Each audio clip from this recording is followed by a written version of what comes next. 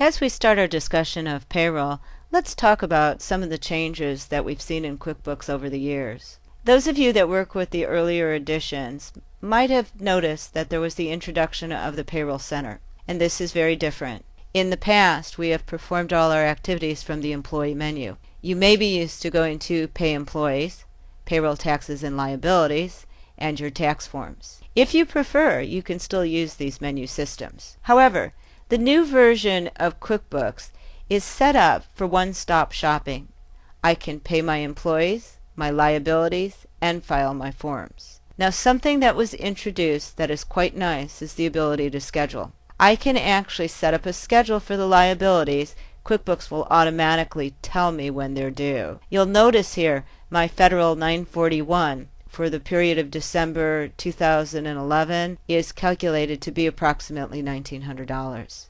What you will see under your payment activities is that I have the ability to actually edit or set up these payment due dates. The idea is to take the burden off of me of remembering them. When they're overdue, they'll be in a bright red, so you'll immediately know that check needs to get into the mail. Let's start by talking on how the payroll is set up. If I go into the screen to pay employees, you'll notice that the payroll information screen is where I automatically toggle to. It is this screen that you are taken to when you start with pay employees. The idea behind our screen is that we can do all our input here instead of having to go into the individual paycheck detail. This is wonderful if you have somebody entering hours for you that should not be privy to wage information. The concept is I would just select my employees, let's just check them all, and each white area signifies the components that are typical for that employee. Now I'm going to start by just putting in some hours.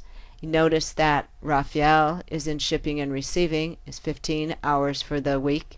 Driver is Jeanette. Let's say that Jeanette works 16 hours during the week. Vicky is already in at 18 hours. And Deborah, you'll notice, comes under our owner's time billable and owner's time unbillable. So the idea is you never have to worry about somebody going into the wrong area because it's set up for you automatically. Now you'll notice I have a check mark next to Jonathan, but we're going to say no, Jonathan's not being paid. I can continue with my payroll and run the checks, or if I want to now, I can actually go into any of the detail on an individual paycheck. Again, earlier users of QuickBooks will notice that this is our standard paycheck screen. Once I'm finished and I save and close, I come back to my payroll information, I continue on, and it lets me see the recap of all the information. Here is now where I can just go in and create these paychecks. When I'm finished, I close out. Now the idea is that it will automatically schedule all of my payments for me. However, if you'd like to actually set up annual payment for liabilities, just go to Employees, go to Payroll Tax and Liabilities, and go down to Create a Custom Liability Payment. This custom liability payment will allow you to select whatever dates that you want to, and when you say OK, you can now manually select the actual agencies that you want to pay. When we close out, it's the same information that you would normally see here. However, these are scheduled in the back that they're manual. You'll also notice that when you go into the liability area that there's a deposit area for the refund of liabilities. We can adjust liabilities when necessary, and we can even actually schedule our payrolls. The idea here is if I have certain employees that are biweekly and certain that are monthly, it'll automatically pull up my biweekly payroll to be paid and eliminate the monthly from the checks that are not appropriate. This just makes our toggling between employees a little bit easier on the screen. You'll also notice that in related activities, if I need to set up a payment due date on a liability or create a schedule, I can do so right from here. You'll also notice under Pay Employees that I can actually edit or void a check from here, and you'll also notice the ability to do a termination check. The termination check will automatically signify this as the last check for the employee, and it will set your actual termination date. Now, it's always good to re-verify a termination date.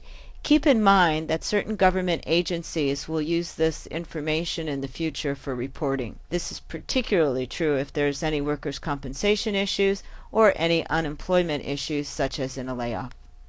The screens in payroll are very different from what we worked with in the past. However, please keep in mind that the old screens are still there. It is perfectly acceptable to go into employees, go to pay employees, go to payroll and tax liabilities, and to go to your tax forms. I actually find in many occasions that it's simpler for me, but I think more of it is what are we used to. If you're used to the old versions of QuickBooks and you're happy with it, stick with it. If you like the new screens and are more comfortable in the new screens, go for it. Remember, the beauty of QuickBooks is its ability to be customized. Take the time to set it up the way you like, and you'll have a powerful tool at your disposal.